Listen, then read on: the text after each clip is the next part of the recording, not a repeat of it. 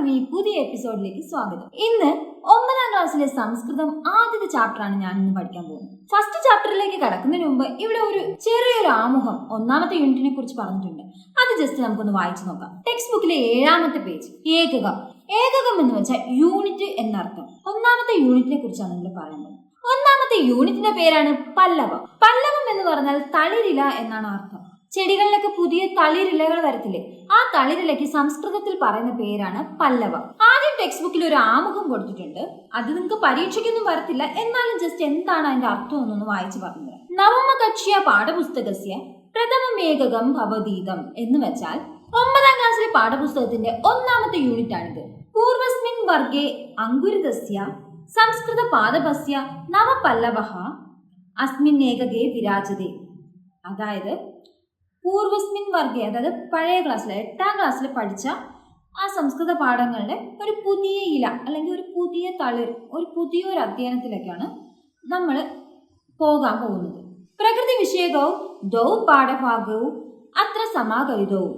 പ്രകൃതിയെ സംബന്ധിച്ച, പ്രകൃതി വിഷയകവും എന്ന് വെച്ചാൽ പ്രകൃതിയെ സംബന്ധിച്ച ദൗ പാഠഭാഗവും 2 പാഠഭാഗങ്ങളാണ് അത്ര ഇവിടെ സമാകലിതവും ഇവിടെ സൂചിപ്പിച്ചിരിക്കുന്നത് അല്ലെങ്കിൽ ഉൾപ്പെടുത്തിയിട്ടുള്ളത്.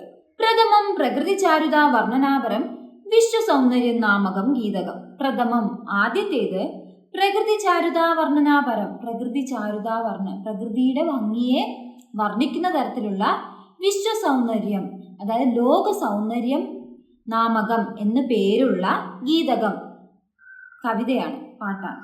സസ്യാന്യപി സുഖദുഃഖാന്യ അനുഭവന്തി ഇതി പ്രതിപാദ്യമാന ജീവാതുരേവ ദ്രുമഹ നാമിക കഥ ച ഭവത്. അപ്പോൾ സസ്യാന്യപി എന്ന് വെച്ചാല് സസ്യങ്ങൾക്ക് പോലും സുഖദുഃഖങ്ങൾ അനുഭവിക്കേണ്ടി വരും ഇതി എന്ന് പ്രതിപാദിക്കുന്ന ജീവാതുരേവ ദ്രുമഹ നാമിക കഥ ച ഭവത്. ജീവാതുരേവ ദ്രുമഹ നാമിക, ജീവാതുരേവ ദ്രുമഹ എന്ന് പേരുള്ള നാമിക പേരുള്ള കഥ ച ഭവത്, കഥയും ഉണ്ട്.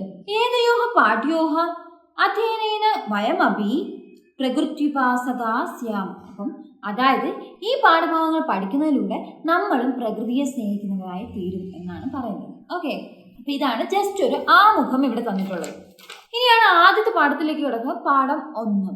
പാഠഹ ഇതാണ് 1 സംസ്കൃതത്തിലായിരിക്കും. ഓക്കെ, വിശ്വ സൗന്ദര്യം. വിശ്വ സൗന്ദര്യം. വിശ്വ എന്ന് പറഞ്ഞാല് ലോകം, സൗന്ദര്യം എന്ന് വെച്ചാൽ ഭംഗി, നമുക്കറിയാം സൗന്ദര്യം. അപ്പൊ ലോക സൗന്ദര്യം എന്നുള്ളതാണ് ഈ ചാപ്റ്ററിന്റെ പേര്. പാഠപ്രകാശ എന്ന് പറഞ്ഞ് കുറച്ച് ഭാഗം അവിടെ തന്നിട്ടുണ്ട്. പ്രകൃതി സൗന്ദര്യം അന്യാതം അതുലം അനുഭവവേദ്യം ച ഭവതി. അതായത് പ്രകൃതിയുടെ സൗന്ദര്യം അനുഭവിക്കുന്നു എന്ന് പറഞ്ഞാല് ഒരു അതുല്യമായ ഒരു കാര്യം തന്നെയാണ്. പ്രാതഃകാലസ്യ മനോഹരിതാം അനുഭൂയ പക്ഷിണഃ. അതായത് രാവിലെ കാലത്ത് മനോഹരമായ പാട്ട് പാടുന്നത് നമുക്ക് അറിയാമല്ലോ. പ്രഭാതത്തില് പക്ഷികളുടെ കളകള നാദമൊക്കെ കേട്ടുകൊണ്ടിരുന്നത്. അതുപോലെ രാവിലെ സമയത്തുള്ള പ്രാതഃകാലസ്യ രാവിലെ സമയത്ത് മനോഹരമായി പാടുന്ന പക്ഷികള് തഥാ, അതുപോലെ തന്നെ രാത്രി നിശബ്ദതായാഹ സുഖാനുഭവേൻ നിശാഗീതിക ച യാവച്ഛക്യം. അതുപോലെ തന്നെ രാത്രിയിൽ ആ നിശബ്ദതയിൽ പാടുന്ന നിശാഗീതം, ഇതുപോലെ ഒരുപാട് ഗീതങ്ങളുണ്ട്. പ്രകൃതി സൗന്ദര്യേണ ആകൃഷ്ടാഹ വയമപി ബഹുനാ പ്രകാരേൺ ഗായാമഹ. അപ്പോൾ പ്രകൃതേന സൗന്ദര്യേണ ആകൃഷ്ടാഹ, പ്രകൃതിയുടെ സൗന്ദര്യത്തിൽ ആകൃഷ്ടരായി വയമപി നമ്മളും ബഹുനാ പ്രകാരേണ ഗായാമഹ വളരെ രീതിയിൽ, അല്ലെ, പ്രകൃതിയുടെ സൗന്ദര്യം പറഞ്ഞ് നമ്മളും പല രീതിയിലും പാടാറുണ്ട്. അതുപോലുള്ളൊരു പാട്ടാണ് നമ്മൾ ഇന്ന് പഠിക്കാൻ പോകുന്നത്. ആമുഖം. അടുത്തതായ ആമുഖത്തിലേക്ക് കിടക്കുകയാണ്. ആമുഖം. അധ്യയന വർഷാരംഭേ പ്രഥമമേവാഗച്ഛതി വിശ്വ പര്യാവരണ ദിനം. അതായത് അധ്യയന വർഷാരംഭേ, വർഷത്തിന്റെ, നമ്മുടെ അധ്യയന വർഷത്തിന്റെ ആരംഭത്തിൽ, അതായത് തുടക്കത്തിൽ, പ്രഥമമേവാഗച്ഛതി, അതായത് ആദ്യം വരുന്നതാണ് വിശ്വ പര്യാവരണ ദിനം. വിശ്വ പര്യാവരണ ലോക പരിസ്ഥിതി ദിവസം, അല്ലെ. നമ്മൾ ജൂണിൽ സ്കൂൾ തുറന്ന് ജൂൺ 5, അതായത് നമ്മൾ അധ്യയന വർഷം തുടങ്ങിയ ആദ്യത്തെ ആഴ്ചയിലാണ് ലോക പരിസ്ഥിതി ദിനം വരുന്നത്. സന്ദർഭോസ്മിൻ പ്രതിവർഷം നൂതനാശയാൻ സ്വീകൃത്യ ദിനാചരണം പ്രചലതി. അപ്പൊ എന്താണ് സന്ദർഭേസ്മിൻ, അതായത് സന്ദർഭം അനുസരിച്ച് പ്രതിവർഷം എല്ലാ വർഷവും നൂതനാശയാൻ പുതിയ പുതിയ ആശയങ്ങള് സ്വീകൃത്തൈവ, അതായത് സ്വീകരിച്ച് ദിനാചരണം ആ ദിവസത്തെ ആചരിക്കുന്നുണ്ട്. പ്രചലതി ദിനാചരണം, പ്രചലനം, നമ്മുടെ പ്രകൃതി പരിസ്ഥിതി ദിനം ആചരിക്കുന്നുണ്ട്. അപ്പോൾ ഓരോ വർഷവും മാറിക്കൊണ്ടിരിക്കുന്ന ഓരോ ആശയങ്ങളെ സ്വീകരിച്ചുകൊണ്ട് നമ്മൾ പരിസ്ഥിതി ദിനം ആഘോഷിക്കുന്നുണ്ട്. അസ്യ ദിനാചരണസ്യ ഉദ്ദേശം കിം എന്ന് വച്ചാൽ ഇതുപോലുള്ള ഇങ്ങനെ ഈ ദിവസം ആചരിക്കുന്നതിന്റെ ഉദ്ദേശം എന്താണ്? ദിനം ദിനം അസ്മാൻ കിം ഉദ്ബോധയന്തി. ദിവസം തോറും ഇതിനെ ആരാണ് ഇങ്ങനെ ഉദ്ബോധിപ്പിക്കുന്നത്? അസ്മാൻ പരിതഃ കേ പ്രകൃതി വിഭവാഹ സന്ധി. അസ്മാൻ നമ്മുടെ, പരിതഃ ചുറ്റും, കേ പ്രകൃതി വിഭവാഹ എന്തൊക്കെ പ്രകൃതി വിഭവങ്ങൾ, സന്ധി ഉണ്ട്, നമ്മുടെ ചുറ്റും എന്തൊക്കെ പ്രകൃതി വിഭവങ്ങൾ ഉണ്ട്. തേഷാം ഉപഭോക്താരഃ കേ, അപ്പൊ അവയുടെ എല്ലാം ഉപയോഗങ്ങൾ എന്താണ്? തേഷാം സംരക്ഷണം കിമർത്ഥം കരണീയം, അവയെല്ലാം നമ്മൾ എന്തുകൊണ്ട് സംരക്ഷിക്കണം, അല്ലെങ്കിൽ ആര് സംരക്ഷിക്കണം? പശ്യന്തു, നമുക്ക് നോക്കാം. അപ്പോൾ നമ്മൾ ഗീതത്തിലേക്ക് പോവാണ്. ഇതാണ് നമ്മുടെ ഗീതം. നമ്മളപ്പോൾ ആദ്യത്തെ 4 വരിയിലേക്ക് കടക്കാൻ പോവാണ്. വിശാല സുന്ദര വിശ്വം പശ്യന്തു നയനാനന്ദകരം സർവചരാചര നിവാസമതുലം മദീയ നാഗമിമം എന്ന് വെച്ചാൽ വിശാലം എന്ന് വെച്ചാൽ വിശാലമായ, സുന്ദരം സുന്ദരമായ, വിശാലവും സുന്ദരവുമായ, വിശ്വം എന്ന് വെച്ചാൽ ലോകം. അപ്പൊ വിശാല സുന്ദരമായ ലോകം. പശ്യതു എന്ന് പറഞ്ഞാൽ എന്താ? കാണും, അല്ലെങ്കിൽ കാണുമ്പോ. നയനാനന്ദകരം, നയനം കണ്ണ്, ആനന്ദകരം ആനന്ദകരമാവും. അപ്പോൾ എന്താണ്? വിശാലവും സുന്ദരവുമായ ലോകത്തെ കാണുമ്പോൾ കണ്ണുകൾ ആനന്ദകരമാകുന്നു എന്നാണ് അതിന്റെ അർത്ഥം. സർവചരാചര നിവാസമതുലം മദീയ നാഗമിമം. സർവചരാചര എല്ലാ ചരാചരങ്ങളും നിവാസമതുലം നിവസിക്കുന്ന അല്ലെങ്കിൽ വസിക്കുന്ന അതുല്യമായ മദീയ നാഗമിമം സ്വർഗമാണ് എൻ്റെ ഈ ലോകം. ഓക്കെ, അപ്പോൾ എല്ലാ ചരാചരങ്ങളും ഒരുമിച്ച് വസിക്കുന്ന സ്വർഗമാണ് എൻ്റെ ഈ ലോകം എന്ന് കവി പറയുന്നു. അടുത്ത വരി വഹന്തി നദ്യസ്തിഷ്ഠന്ത്യസ്മിൻ മഹാചലാ ബഹവഹ. വഹന്തി ഒഴുകുന്നു, നദ്യസ്തിഷ്ഠന്ത്യസ്മിൻ അപ്പൊ നിത്യവും ഒഴുകുന്ന നദികള്, മഹാചലാ ബഹവഹ. മഹാചലഹ, മഹാന്ന് വെച്ചാൽ ചലാഹ, മഹാന്ന് വെച്ചാൽ വലിയതും, ചലഹ അചല എന്ന് വെച്ചാൽ ചലിക്കാത്തതുമായ, അതായത് മഹാപർവ്വതങ്ങൾ, വലിയതും ചലിക്കാത്തതുമായ പർവ്വതങ്ങൾ, അത് പർവ്വതം എന്നാണ് ഇവിടെ ഉദ്ദേശിച്ചിരിക്കുന്നത്. പർവ്വതങ്ങൾ, ബഹവഹ ധാരാളം. അപ്പം ധാരാളം നദികൾ ഒഴുകുന്നുണ്ട്, മഹാപർവ്വതങ്ങൾ അല്ലെങ്കിൽ മലകൾ ഉണ്ട് എന്നാണ് ഇവിടെ പറയുന്നത്. അരണ്യകേദാരോപവനാനി സുഖപ്രധാനി തഥാ. അരണ്യം എന്ന് വെച്ചാൽ കാടുകള്, കേദാരം നമ്മുടെ വയലുകള്, ഉപവൻ എന്താണ്? ഉദ്യാനങ്ങൾ. അപ്പൊ കാടുകളുണ്ട്, വയലുകളുണ്ട്, ഉദ്യാനങ്ങളും ഉണ്ട്. സുഖപ്രധാനി തഥാ, അങ്ങനെ ഇപ്രകാരം സുഖം പ്രദാനം ചെയ്യുന്നു. അപ്പോ കാടുകളും വയലുകളും ഉദ്യാനങ്ങളും ഒക്കെ നിറഞ്ഞ് നമുക്ക് സുഖം പ്രദാനം ചെയ്യുന്നു എന്നാണ് അതിന്റെ അർത്ഥം. അടുത്ത 4 വരിയിലേക്ക് പോവാം. കൂപ തടാക ലതാതരു വൃന്ദ ന്യത്ര വിരാജന്തേ. കൂപം കിണറ്, തടാകം ലത എന്ന് വെച്ചാൽ വള്ളിച്ചെടികള്, തരു വൃക്ഷങ്ങൾ, തരു വൃന്ദ അപ്പൊ വൃക്ഷവൃന്ദങ്ങൾ എന്ന് വെച്ചാൽ വൃക്ഷങ്ങൾ, ഒരുപാട് വൃക്ഷങ്ങൾ കൂടിച്ചേർന്നത്. ന്യത്ര വിരാജത, ഇവയെല്ലാം ശോഭിക്കുന്നു. അപ്പൊ കിണറുകളും തടാകങ്ങളും വള്ളികളും വൃക്ഷങ്ങളും ഒക്കെ കൊണ്ട് എന്താണ്? ശോഭിച്ചു നിൽക്കുന്ന ഒന്നാണ് നമ്മുടെ പ്രകൃതി. പ്രവാതി പവനഃ സുമഗന്ധവഹോ വിഭാതി ധത്വാദഹ.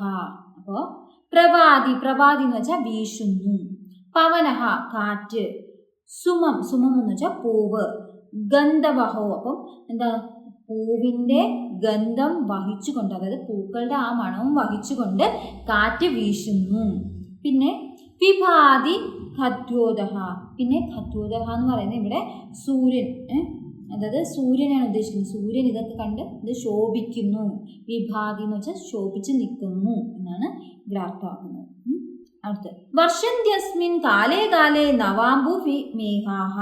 അപ്പൊ വർഷന്ത്യസ്മിൻ, വർഷം മഴ, വർഷം എന്ന് വെച്ചാൽ മഴ അല്ലെ. വർഷന്ത്യസ്മിൻ പെയ്യുന്നു, മഴ പെയ്യുന്നു. എന്താണ്?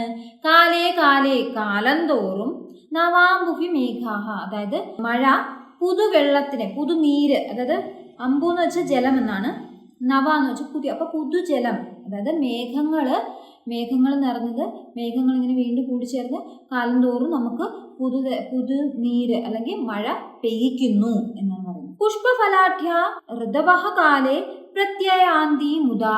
പുഷ്പഫലാഠ്യ അതായത് പുഷ്പം എന്ന് വെച്ചാൽ പൂക്കള്, ഫലങ്ങള് ആഠ്യത്തോടെ. അപ്പോൾ എന്താണ് ആഠ്യം എന്ന് വെച്ചാൽ സമ്പന്നമായ അല്ലെങ്കിൽ ഇത്തിരി ആഠ്യത്തോടെ പൂക്കളും പഴങ്ങളും ആഠ്യത്തോടെ അല്ലെങ്കിൽ സമ്പന്നമായ അത് അവ കൊണ്ട് നിറഞ്ഞ ഋതുവഹ എന്ന് വെച്ചാൽ ഋതുക്കൾ. കാലേ എന്ന് വെച്ചാൽ കാലമനുസരിച്ച് ഓരോ ഋതുക്കൾക്കും ഓരോ കാലം. അപ്പം ആ കാലമനുസരിച്ച് പ്രത്യായാന്തി മുദ എന്ന് വെച്ചാൽ മുദ എന്ന് വെച്ചാൽ സന്തോഷത്തോടെ, പ്രത്യായാന്തി എന്ന് വെച്ചാൽ മടങ്ങി വരുന്നു. അപ്പോൾ ഓരോ കാലങ്ങളും ഓരോ ഋതുക്കളും മാറി മാറി എന്താ പോയതെന്ന് വെച്ചാൽ വീണ്ടും സന്തോഷത്തോടെ മടങ്ങി വരുന്നു എന്നാണ് അവരുടെ അർത്ഥം. ഓക്കെ. അപ്പോൾ എന്താ പൂക്കളും പഴങ്ങളും കൊണ്ട് നിറഞ്ഞ് സമ്പന്നമായ എന്താണ് ആ ഋതുക്കള് പിന്നെയും പോയതുപോലെ പിന്നെയും സന്തോഷത്തോടെ മടങ്ങി വരുന്നു എന്നാണ് അവിടെ അർത്ഥം. അസ്മാൻ പരിതഃ പ്രവർത്തമാന സുസ്ഥിതിരേവം സ്യാദ്. അസ്മാൻ നമുക്ക്, നമ്മുടെ, പരിതഃ ചുറ്റും, പ്രവർത്തമാന അപ്പോൾ പ്രവർത്തിക്കുന്ന അല്ലെങ്കിൽ ഉയർന്നു നിൽക്കുന്ന ഈ ഒരു സുസ്ഥിരത, അതായത് ഏതാ ഈ ഒരു പ്രകൃതിയുടെ ഈ സ്ഥിരതയെ നമ്മൾ നിലനിർത്തണം എന്നുള്ളൊരു അർത്ഥമാണ് അവിടെ തരുന്നത്. വയന്തു ദേശാം പാലന വിഷയേ സന്നദ്ധാഹ സ്യാം. അപ്പോൾ അങ്ങനെ ചെയ്യണമെങ്കിൽ അത് സുസ്ഥിരമാകണമെങ്കിൽ ഇതിൻ്റെയൊക്കെ എന്താ പാലന വിഷയേ സംരക്ഷണ വിഷയത്തിന് വയന്തു ഇതിൻ്റെയൊക്കെ അല്ലെങ്കിൽ ദേശാം ഇതിൻ്റെ എന്താണ് പാലന വിഷയേ സംരക്ഷണത്തെക്കുറിച്ച് നമ്മൾ സന്നദ്ധാഹ അത് സന്നദ്ധരായിരിക്കണം, അതിനെയൊക്കെ പാലിക്കണം എന്നുള്ള ഒരു കാര്യത്തെക്കുറിച്ച് നമ്മൾ അതിന് സന്നദ്ധരാവണം എന്നാണ് ഈ കവിത പറയുന്നത്. ഓക്കെ, ഇതാണ് ഈ ഫസ്റ്റ് ചാപ്റ്റർ. ഇനി ഇതിലെ പഠന പ്രവർത്തനങ്ങളാണ് പറയുന്നത്. അപ്പം അടുത്ത പേജിൽ നമുക്ക് പദച്ഛേദ തന്നിട്ടുണ്ട്. പദച്ഛേദം എന്ന് വെച്ചാൽ പദം സ്പ്ലിറ്റ് ചെയ്ത പിരിച്ചെഴുതാനാണ്. ഇവിടെ തന്നെ പറഞ്ഞിട്ടുള്ള കുറേ വാക്കുകളാണ്. മഹാജല ബഹവഹ, അതായത് എന്താണ് ധാരാളം പർവ്വതങ്ങളുള്ളത്, അത് മഹാജല ബഹവഹ, മഹാജലാഹ ബഹവഹ. നദ്യസ്തിഷ്ഠൻ, ഇത് നിങ്ങൾക്ക് വായിക്കാതെ തന്നെ ഇത് ടെക്സ്റ്റിൽ കൊടുത്തിട്ടുണ്ട്. നദ്യസ്തിഷ്ഠൻ യസ്മിൻ, നദ്യഃ പ്ലസ് തിഷ്ഠന്തി പ്ലസ് അസ്മിൻ, വർഷന്ത്യസ്മിൻ വർഷന്തി പ്ലസ് അസ്മിൻ. നവാംബുഭി മേഘാഹ, നവാംബുഭി മേഘാഹ. കൂപതടാക ലതാതരു വൃന്ദാന്യത്ര, അപ്പൊ കൂപതടാക ലതാതരു വൃന്ദാനി പ്ലസ് അത്ര. സുമഗന്ധവഹോ വിഭാതി, സുമഗന്ധവഹ പ്ലസ് വിഭാതി. സുസ്ഥിതിരേവം, സുസ്ഥിതി പ്ലസ് ഏവം. അടുത്ത് വരുന്നത് വിഗ്രഹ. വിഗ്രഹ എന്ന് വെച്ചാൽ വിഗ്രഹിച്ചെഴുതാനാണ്. വിശാല സുന്ദര വിശ്വം എന്ന് വെച്ചാൽ വിശാല സുന്ദരമായ, വിശാലവും സുന്ദരവുമായ ലോകം. അതെങ്ങനെ എഴുതും? വിശാലം ച തത് സുന്ദരം ച, വിശാലവും സുന്ദരവുമായതിനെയാണ് നമ്മൾ വിശാല സുന്ദരം എന്ന് പറയുന്നത്. താദൃശ വിശ്വം, അങ്ങനെയുള്ള ലോകത്തെയാണ് വിശാല സുന്ദര വിശ്വം. Okay, next സർവചരാചര Nivasam. എന്താണ്? സർവം ച തത് ചരാചരം, സർവവും ചരാചരിക്കുന്നതിനാണ് സർവചരാചര നിവാസം. ചരണാം അചരണാം ച തേഷാം സമാഹരഃ ചരാചര. അപ്പോൾ എന്താ എല്ലാത്തിനെയും കൂടെ ഒരുമിച്ച് ചേർത്ത് പറയുന്നതാണ് ചരാചരം എന്ന് പറയുന്നത്. സർവം ച തത് ചരാചരം ച സർവചര, അതായത് സർവം എല്ലാം അതുപോലെ തന്നെ ചരാചരവും ആയിട്ടുള്ളവയാണ് നമ്മൾ സർവചരാചരം എന്ന് പറയുന്നത്. തേഷാം നിവാസം, അവ വസിക്കുന്നതിനെയാണ് സർവചരാചര നിവാസം എന്ന് പറയുന്നത്. അടുത്ത് അതുലം. നാസ്തി തുലായസ്യതം, അപ്പോൾ ഒന്നും തുലനം ചെയ്യാൻ പറ്റാത്ത അതുല്യമായത്, അതാണ് അതുലം. നയനാനന്ദകരം, നയനാനന്ദകരം കണ്ണുകൾക്ക് ആനന്ദകരമായത് ഏതോ അതാണ് നയനാനന്ദകരം എന്ന് പറയുന്നത്. അപ്പൊ നയനയോ ആനന്ദ നയനാനന്ദ, കണ്ണുകൾക്ക് ആനന്ദം നൽകുന്നതിനെയാണ് നയനാനന്ദ എന്ന് പറയുന്നത്. കരോതി ഇതി കരഹ നയനാനന്ദസ്യ കരഹ, അപ്പൊ അത് അങ്ങനെ ചെയ്യുന്നതിനാണ് നയനാനന്ദകരം, ആനന്ദകരം എന്ന് പറയുന്നത്. മഹാചലാഹ, മഹാന്തഹ ച അമി അജലാച്ച, മഹാചലാഹ നമ്മൾ പറഞ്ഞു പർവ്വതം എന്ന് പറയുന്നത് മഹാന്തഹ ച വലുതാണ്, അതേപോലെ തന്നെ അമി അജല ചലിക്കാൻ പറ്റാത്തത്, അതുപോലെ തന്നെ ചലിക്കാൻ പറ്റാത്തതുമായതിനെയാണ് മഹാചലാഹ എന്ന് നാം പറയുന്നത്. അടുത്ത് അരണ്യ കേദാരോപവനാനി. അരണ്യ, അരണ്യം എന്ന് വെച്ചാൽ കാട്, അരണ്യം ച കേദാരം ച, അതായത് അരണ്യം ച കേദാരം ച ഉപവനം ച അരണ്യം. അപ്പോൾ അരണ്യം കാടുകളും വയലുകളും ഉപവനം ഉദ്യാനങ്ങളും ചേർന്നത് എന്താണോ അതിനെയാണ് നമ്മൾ അരണ്യ കേദാരോപവനാനി എന്ന് പറയുന്നത്. ഓക്കെ, സുഖപ്രദാനി, സുഖം പ്രദാനം ചെയ്യുന്ന എന്താണോ അതിനെയാണ് നമ്മൾ സുഖപ്രദാനം. അപ്പൊ സുഖം പ്രദതി താനി, അപ്പൊ സുഖം എന്താണ് തരുന്നത് അതിനെയാണ് സുഖപ്രദാനി എന്ന് പറയുന്നത്. ഖത്യോദഹ, ഖം ഹോയതതി, സ്വയം ജ്വലിച്ചത്, നമ്മൾ സൂര്യനെയാണ് ഇവിടെ ഉദ്ദേശിക്കുന്നത്. സുമഗന്ധവഹ, സുമാനാം ഗന്ധഹ സുമഗന്ധഹ, അപ്പൊ സുമം എന്ന് പറഞ്ഞ പൂക്കൾ, പൂക്കളുടെ ഗന്ധത്തിനെയാണ് സുമഗന്ധഹ എന്ന് പറയുന്നത്. തസ്യ വഹഹ, അപ്പൊ അതിനെ വഹിക്കുന്നത്, ആ ഗന്ധത്തെ വഹിക്കുന്നതിനെയാണ് സുമഗന്ധവഹ എന്ന് പറയുന്നത്. അടുത്ത് നവാംബുവിഹി, നവ പുതിയ, അംബു ജലം, അപ്പം നവം ച തത് അംബു ച നവാംബു, അപ്പൊ പുതിയതും പുതിയതായിട്ടുള്ള ആ ജലത്തെയാണ് നമ്മൾ നവാംബു എന്ന് പറയുന്നത്. ഓക്കെ, അടുത്ത് പുഷ്പഫലാഠ്യാഹ, പുഷ്പഫലാഠ്യ, പുഷ്പാണി ച ഫലാനി ച പുഷ്പഫലാനി, അപ്പൊ പുഷ്പങ്ങളും ഫലങ്ങളും നിറഞ്ഞതിനെയാണ് പുഷ്പഫലാനി എന്ന് പറയുന്നത്. തൈഹ ആഠ്യ, അതിന്റെ ആഠ്യത്തെയാണ് പുഷ്പഫലാഠ്യാഹ എന്ന് പറയുന്നത്. ഓക്കെ, ഇനി നെക്സ്റ്റ് പഠന പ്രവർത്തനം കുറെ ക്വസ്റ്റ്യൻസ് ആണ്. ഒന്നാമത്തത് ബാലകവിതാൻ താളലയാനുസാരം ആലപതു, അപ്പോൾ അത് നിങ്ങൾക്ക് ഇഷ്ടമുള്ള താളത്തിൽ, ഇതിനേതാണോ സ്യൂട്ടബിൾ ആയിട്ടുള്ള താളം അത് ബാലകവിതയെ നല്ല താളത്തിൽ പാടാനാണ് ഇവിടെ പറഞ്ഞിട്ടുള്ളത്.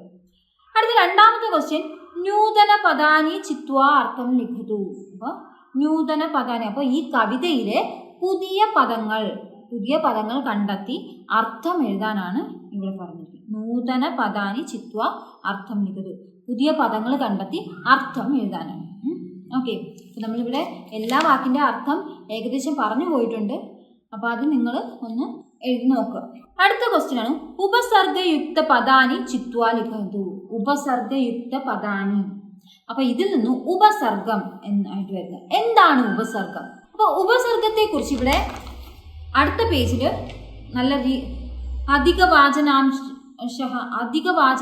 എന്ന് പറഞ്ഞ് കൊടുത്തിട്ടുണ്ട്. അധിക വായനയ്ക്കെന്ന് പറഞ്ഞ് ഉപസർഗം എന്താണെന്ന് ഡീറ്റെയിൽ ആയിട്ട് ഇവിടെ കൊടുത്തിട്ടുണ്ട്. അപ്പൊ എന്താണ് ഉപസർഗ എന്ന് വെച്ചാൽ അവിടെ ആ പേജ് നോക്കിയാൽ മതി.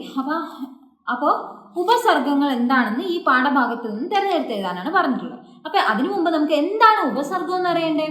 ഉപസർഗം എന്ന് പറഞ്ഞാൽ ഒരു വാക്കിന്റെ മുന്നിൽ ആ വാക്കിന്റെ അർത്ഥത്തിന് വ്യത്യാസം വരുന്ന തരത്തിൽ ചേർക്കുന്ന വാക്കുകൾ. അതായത് ഉദാഹരണത്തിന് ഇവിടെ ഇപ്പോൾ ഹരതി, നമ്മുടെ ഈ ഉപസർഗത്തിന്റെ ഉദാഹരണത്തിൽ കുറച്ച് വാക്കുകൾ, ഹരതി, പ്രാ പ്ലസ് ഹരതി കണ്ടായിരുന്നോ? പ്രാ പ്ലസ് ഹരതി പ്രഹരതി, വി പ്ലസ് ഹരതി വിഹരതി, സം പ്ലസ് ഹരതി സംഹരതി, ആ പ്ലസ് ഹരതി ആഹരതി, പരി പ്ലസ് ഹരതി പരിഹരതി, ഉപ പ്ലസ് ഹരതി ഉപഹരി. അപ്പോൾ ഇവിടെ നോക്കൂ, എല്ലാ വാക്കും ഹരതി എന്ന് പറയുന്ന വാക്ക് സെയിം ആണ്, പക്ഷേ അതിൻ്റെ കൂടെ ഓരോ വാക്കുകൾ പ്രാ വി സം ആ പരി ഉപ എന്ന് കൊടുത്തിട്ടില്ലേ? അപ്പം ഇവയാണ് ഉപസർഗങ്ങൾ. അപ്പം ഈ ഹരതി എന്ന് പറയുന്ന വാക്കിന് ഈ ഓരോ ഉപസർഗം വരുമ്പോഴും അതിൻ്റെ വാക്കിൻ്റെ അർത്ഥം മാറും. അതാണ് ഉപസർഗം എന്ന് പറയുന്നത്. അതായത് നോക്കൂ, പ്രാ പ്ലസ് ഹരതി പ്രഹരതി, അപ്പൊ പ്രഹരതി എന്ന് പറയുമ്പോൾ അടിക്കുക എന്നാണ് അർത്ഥം. പ്രഹരതി. അതേ സമയത്ത് ആ വരുവാണെങ്കിൽ പ്രഹരതിയുടെ മുന്നിൽ ആ വരുമ്പോൾ ആഹരതി ആവും. അപ്പൊ ആഹാരതി എന്ന് വെച്ചാൽ ആഹാരം കഴിക്കുക. അപ്പൊ കണ്ടോ, ഹരതി എന്നുള്ള വാക്കിന്റെ മുന്നിൽ ഉപസർഗങ്ങൾ വന്നപ്പോൾ മാറി വന്നപ്പോൾ എന്താണ് അതിന്റെ ആ വാക്കിന്റെ അർത്ഥം തന്നെ അപ്പാടെ മാറിപ്പോയി. അതാണ് ഉപസർഗം എന്ന് പറയുന്നത്.